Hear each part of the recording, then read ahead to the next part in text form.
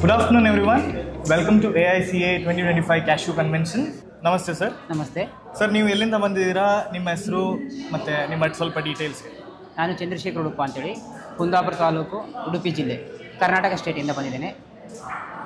ನಾನು ಗೇರು ಬೆಳೆಗಾರ ಆಗಿದ್ದೀನಿ. ಸುಮಾರು ಒಂದು 6 ಎಕರೆಗೆ ಗೇರು ಬೆಳೆ ಬೆಳೀತಾ ಇದ್ದೀನಿ. ಎಷ್ಟು ವರ್ಷದಿಂದ ನೀವು ಬೆಳೆ? ಸಾಧಾರಣ ಒಂದು 20 ವರ್ಷದಿಂದ ಬೆಳೀತಾ ಇದ್ದೀನಿ ನಾನು. ಕರೆಕ್ಟ್. ಓಕೆ. ಸೊ ನಿಮ್ಮ ರೀಜನಲ್ಲಿ, ನಿಮ್ಮ ಏರಿಯಾದಲ್ಲಿ 1 ಎಕರೆ ಇಲ್ಲ 1 ಹೆಕ್ಟೇರ್ ಹೇಳೋದಾದರೆ ಒಂದು ಎಷ್ಟು ಬೆಳೆ ಸಿಗುತ್ತೆ?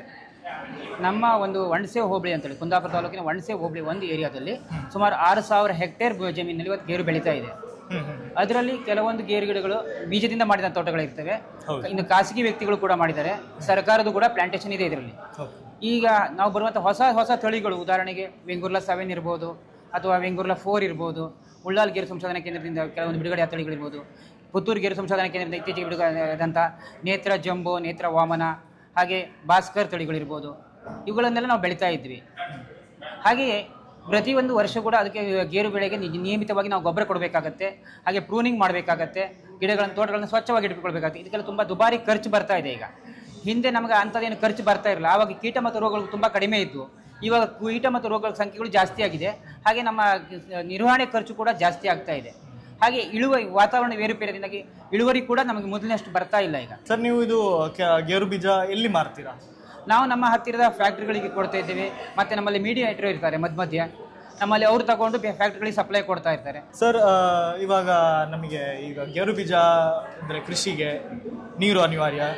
ಅದು ಎಸ್ಪೆಷಲಿ ನಮ್ಮ ಕರ್ನಾಟಕ, ನಮ್ಮ ಪ್ರದೇಶ ತಗೊಳ್ಳೋದಾದರೆ ನವೆಂಬರಿಂದ ಒಂದು ಫೆಬ್ರವರಿವರೆಗೂ ಮಳೆ ಇಲ್ಲದ ಟೈಮ್. ಆ ಟೈಮಲ್ಲಿ ನೀವು ಯಾವ ಥರ ನೀರನ್ನ ಉಪಯೋಗ ಮಾಡ್ತೀರಾ? ನಮ್ಮಲ್ಲಿ ಹೆಚ್ಚಾಗಿ ಮಳೆ ಬರುವ ರೈಸಿಂಗ್ ಸೀಸನ್ ಆಗಿರೋದ್ರಿಂದ ನಾವು ಮುಂಗಾರು ಮಳೆಯ ಪ್ರಾರಂಭದಲ್ಲಿ ಗಿಡ ನಾಟಿ ಮಾಡೋದು, ಇಲ್ಲವಾ ಅಥವಾ ನಾವು ಆಗಸ್ಟ್ ಒಳಗಡೆ ನಾವು ಗಿಡಗಳನ್ನು ನಾಟಿ ಅಂದರೆ ಮುಂಗಾರು ಅಂತ್ಯದ ಸಮಯದಲ್ಲಿ ನಾವು ನಾಟಿ ಮಾಡ್ತೇವೆ.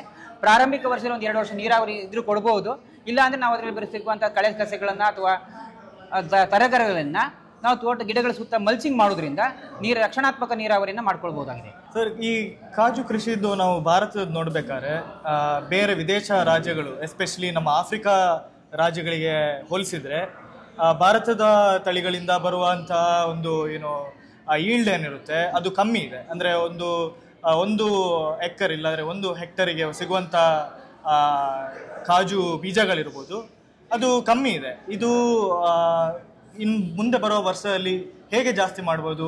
ಯಾವ ರೀತಿಯಂಥ ನಮ್ಮ ಕೃಷಿ ವೇಸ್ ಇರ್ಬೋದು, ಅದು ಯಾವ ಥರ ಯೂಸ್ ಮಾಡಿ ಅದರದ್ದು ಈಲ್ಡ್ ಜಾಸ್ತಿ ಮಾಡ್ಬೋದು ಅಂತ ನಿಮ್ಮ ಪ್ರಕಾರ?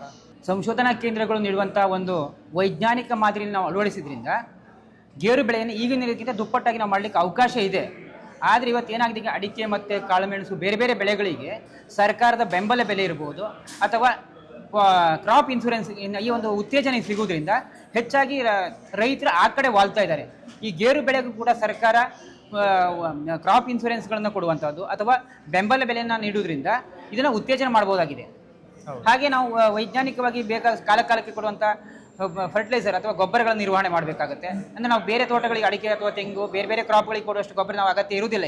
ಅಲ್ಲಿ ಕೊಡುವಂಥ ಗೊಬ್ಬರದ ಕಾಲಾಂಶ ಗೊಬ್ಬರವನ್ನು ಇಲ್ಲಿ ಕೊಟ್ಟರೆ ನಾವು ಇದರಿಂದ ಹೆಚ್ಚಿನ ಇಳುವರಿಯನ್ನು ಪಡಿಬಹುದಾಗಿದೆ. ನಮ್ಮಲ್ಲಿ ಏನಾಗ್ತಿದೆ ಕೇಳಿದ್ರೆ, ಜನಸಾಮಾನ್ಯರು ಏನು ಮಾಡ್ತಿದ್ರು, ಇವತ್ತು ಗೇರು ತೋಟಗಳಿಗೆ ಗೊಬ್ಬರಗಳನ್ನು ಕೊಡುವುದಿಲ್ಲ, ಬಂದಷ್ಟು ಇಳುವರಿಯನ್ನು ತಗೊಳ್ತಾ ಇದ್ರು. ಯಾಕೆ ಇದು ತಗೊಳ್ತಾ ಇದ್ರು ಕೇಳಿದ್ರೆ, ಇವತ್ತು ಮಾರುಕಟ್ಟೆಯಲ್ಲಿ ಬೆಲೆಗಳನ್ನು ನಾವು ಪೈಪೋಟಿ ಕೊಡ್ತಾ ಇದ್ದೀವಿ. ಇವತ್ತು ಇಳುವರಿಗಿಂತ ಹೆಚ್ಚಾಗಿ ಪೈಪೋಟಿ ಕೊಡ್ತಾ ಇರುವಂಥದ್ದು ಬೆಲೆ. ಈಗ ಅಡಿಕೆ ಮತ್ತು ತೆಂಗು, ಕಾಳುಮೆಣಸು ಈ ಬೆಳೆಗಳ ಬೆಲೆ ರೈತನಿಗೆ ನೇರವಾಗಿ ಹಣ ಸಿಗ್ತಾ ಇದೆ ಅವನ ಕೈಗೆ. ಅಡಿಕೆ, ಈ ಗೇರು ಹಾಗಲ್ಲ. ಇದು ಸಂಸ್ಕರಣಾ ಘಟಕಗಳಿಗೆ ಹೋಗಬೇಕಾಗತ್ತೆ. ಸಂಸ್ಕರಣಾ ಘಟಕಗಳು ಮಾಡುವಂಥ ಅವ್ರ ಖರ್ಚು ವೆಚ್ಚಗಳು ಬೇರೆ ಇರ್ತವೆ, ನಮ್ಮ ರೈತರ ಖರ್ಚು ವೆಚ್ಚಗಳು ಬೇರೆ ಇರ್ತವೆ. ಈ ರೈತನ ಖರ್ಚು ವೆಚ್ಚಗಳನ್ನು ಭರಿಸಲಿಕ್ಕೆ ರೈತ ಆರ್ಥಿಕವಾಗಿ ಸದೃಢ ಆಗಿಲ್ಲ ಇವತ್ತು. ಯಾಕೆ ಹೇಳಿದ್ರೆ, ಇವತ್ತು ನೀರಾವರಿ ವ್ಯವಸ್ಥೆ ಎಲ್ಲಿ ಇರುವುದಿಲ್ಲ ಅಂಥ ಪ್ರದೇಶದಲ್ಲಿ, ಗುಡ್ಡ ಪ್ರದೇಶದಲ್ಲಿ ಗೇರುಗಳನ್ನು ನಾಟಿ ಮಾಡಿರ್ತಾನೆ.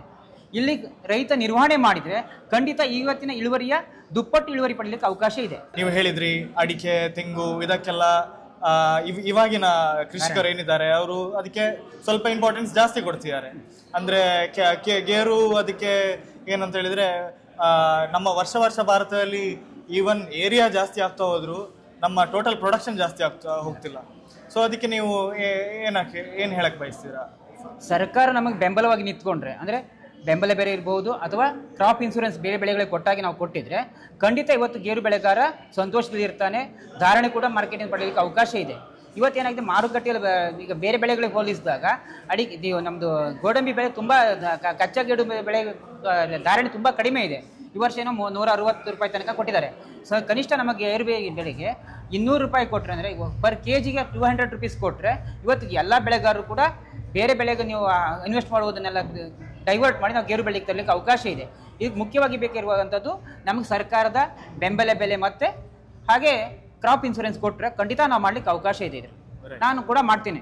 So with us today spoken Mr.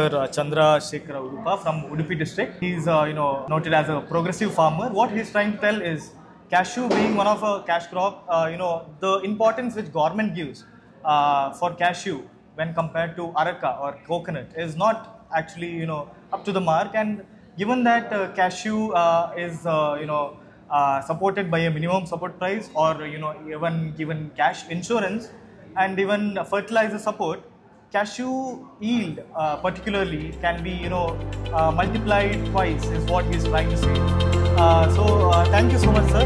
ಮಾತಾಡಿದ್ದಕ್ಕೆ ಧನ್ಯವಾದ.